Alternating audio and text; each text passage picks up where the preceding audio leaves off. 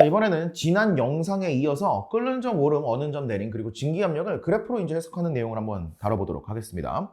자, 만약에 여기가 일단 온도 이렇게 돼 있고요. 여기를 이제 가열 시간이라고 한번 생각을 해보도록 하죠.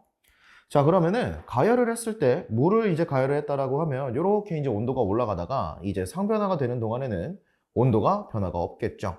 그래서 이런 식으로 이제 표현할 수가 있을 거고요. 그리고 나서 이제 기체가 되고 나서는 온도가 올라가는 이런 상황을 생각을 할 수가 있겠습니다. 그래서 얘가 순수한 용매다라고 이제 볼 수가 있겠죠. 자, 그럼 만약에 용액이라고 했을 때는 이런 식으로 가서 이제 끓는 점에 도달을 하기는 하는데, 기본적으로 우리가 생각을 해야 되는 게, 끓었어요? 그러면 용액을 끓였다라고 할 때는 용매는 날아가지만 용질은 비휘발성, 날아가지 않는다라는 생각을 해야 됩니다. 그러면 용질은 일정량이 그대로 있는데 용매만 계속 줄어드는 거죠. 그러면 결론적으로는 점점 더 진해지고 있다라고 이제 생각을 할 수가 있겠네. 그러면 진해지면 진해질수록 끓는 점은 올라가겠죠. 자, 그래서 이런 식으로 이제 올라가게 되겠다라고 이제 생각을 해줄 수가 또 있겠다라는 겁니다.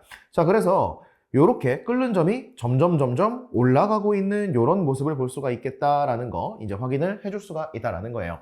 자, 그럼 이번에는 내가 어는 점 내림을 한번 생각을 해본다라고 합시다. 그럼 여기는 냉각 시간이라고 이제 보면 될 거고요.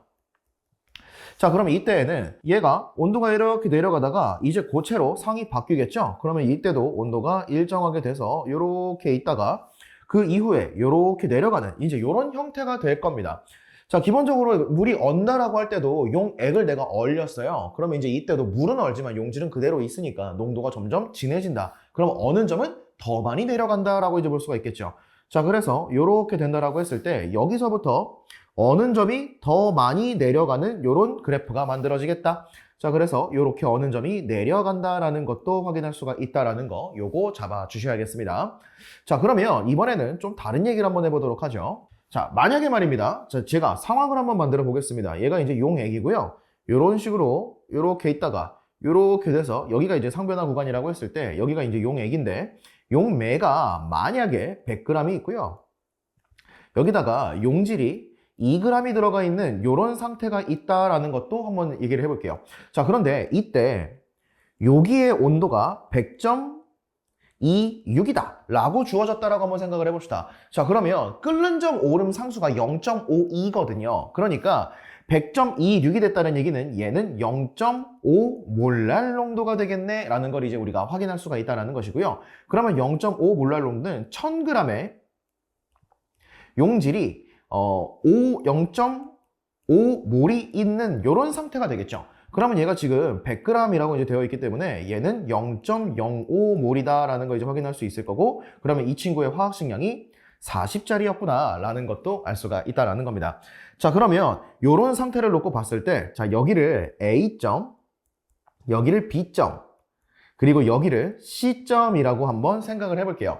자, 그리고 나서 이쪽을 증기압력을 한번 생각을 해보도록 합시다. 자, 그러면 요 A, B, C라고 하는 친구의 증기압력 곡선을 한번 생각을 해보면 내가 요 A하고 B의 증기압력 곡선 요거를 용액 X라고 적는다라고 하면은 이걸 X의 증기압력 곡선이라고 한번 생각을 해볼게요.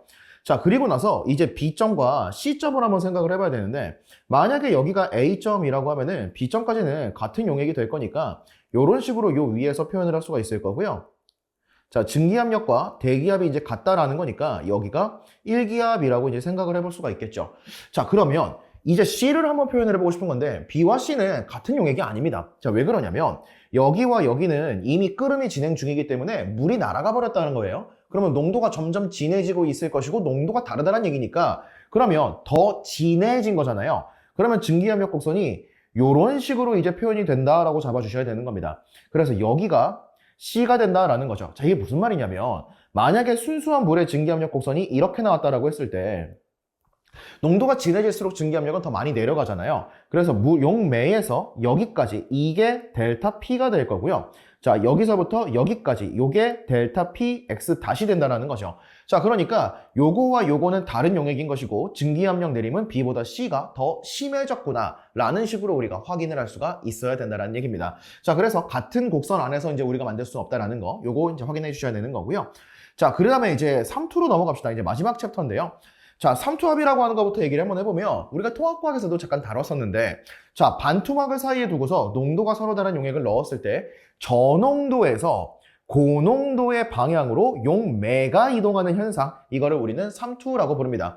자, 그러면 결국에 저농도에서 고농도로 이제 용매가 이동을 하고 있으니까 저농도의 입장은 점점 진해질 것이고 고농도는 점점 연해질 거니까요. 농도차가 줄어들고 있구나라는 거를 우리가 확인해 볼 수가 있겠습니다. 자, 용질이라고 하는 친구가 직접 이동할 수 있으면 좋겠지만 용질이 반투막을 통과할 수가 없기 때문에 농도 불균형이 생긴 것이고 그거를 용매가 이동을 해서 그 불균형을 해소해주는 역할이다. 자, 농도차가 클수록 삼투 현상이 강하게 일어나는데요. 이것보다는 우리는 이제 공식을 좀 활용을 할 겁니다. 자, 먼저 삼투압이라고 하는 자체를 조금만 더 생각을 해보면 여기 반투막이 있고 U자관이 있어요. 여기 순수한 물이 있고 여기 설탕이 녹아있는 설탕 수용액이 있는 거죠. 설탕물이죠 뭐. 자, 이제 이렇게 있다라고 했을 때 이쪽이 저농도, 이쪽이 고농도가 되겠죠. 그러면 저농도에서 고농도로 물 분자가 이렇게 이동을 할 거니까 얘는 내려가고 얘는 올라갈 겁니다. 그런데 같은 U자관 안으로 묶여있기 때문에 이 높이와 이 높이는 일단 같다라고 생각을 해볼 수가 있겠죠. 자, 이제 이게 삼투 현상이 되는 건데 이 차이, 요 H가 삼투압이냐? 아, 그건 아니에요. 삼투압이라고 하는 건 뭐냐면 요렇게 높이가 달라졌잖아요. 그럼 이거를 내가 압력으로 눌러서 다시 같은 높이에 도달하게끔 만들어주는 압력, 이거를 우리는 삼투압이라고 부릅니다. 자, 그러면 이 삼투압은 어떻게 구할 수 있느냐? 자, 반트호프의 법칙이라고 하는 것이 있는데 자, 삼투압은 몰농도와 절대온도에 비례한다고 되어 있는데 파이는 CRT라는 공식으로 외워주시면 되겠습니다. 이 파이가 삼투압이고요. 그리고 C가 몰농도입니다. 그래서 이거 똑같은 기체 상수 그리고 온도 이렇게 이제 넣어준다라고 이제 보시면 되는 건데 자, 이걸 통해서 우리는 분자량도 알아낼 수가 있는데 이 분자량 측정이 이제 문제에 꽤 많이 나오기 때문에 잡아 주셔야겠습니다. 자, 한번 보면요. 한번 전개를 한번 해볼게요. 자, 파이는 CRT입니다. 근데 농도니까 부피분의 몰이 되겠죠.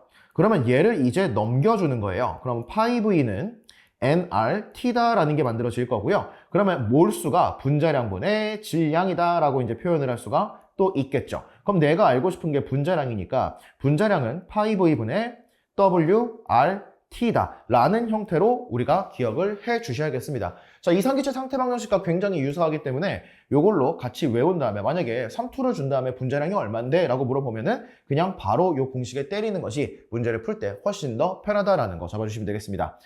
자, 그러면 이제 마지막입니다. 삼투압과 용액기둥의 압력이 같은 것은 아니지만 압력이라고 하는 건, 삼투압이라고 하는 건 기본적으로 같은 압력을 만들어주는 거였는데 요 H랑 같은 건 아니지만 비례는 한다 정도는 볼 수가 있다는 거예요. 그래서 여기가 0.1몰 농도, 0.2몰 농도라면 요 H와 H 다시 대충 1대2 정도가 될 것이다 라는 소리고요. 0.1몰 농도, 0.1몰 농도 NaCl, 0.1몰 농도 CaCl2라고 하면은 요거는 조금 나간 거긴 한데 얘는 이온결합 화합물이기 때문에 Na 플러스와 Cl 마이너스로 이온화를 할 것이고요. 그럼 이온이 두 마리가 나오니까 0.2몰 농도의 효과를 발휘한다라는 거예요. 그럼 얘는 CaCl2니까 Ca2 플러스와 두 마리의 Cl 마이너스로 이온화를 하겠죠. 그러면 얘는 0.3몰 농도의 효과를 발휘하겠구나. 그래서 얼추 1대2 대 3이라고 하는 비율이 나올 것이다 라고 예상을 하면서 이제 우리가 문제를 풀어볼 수가 있다는 것까지 알고 계시면 되겠습니다.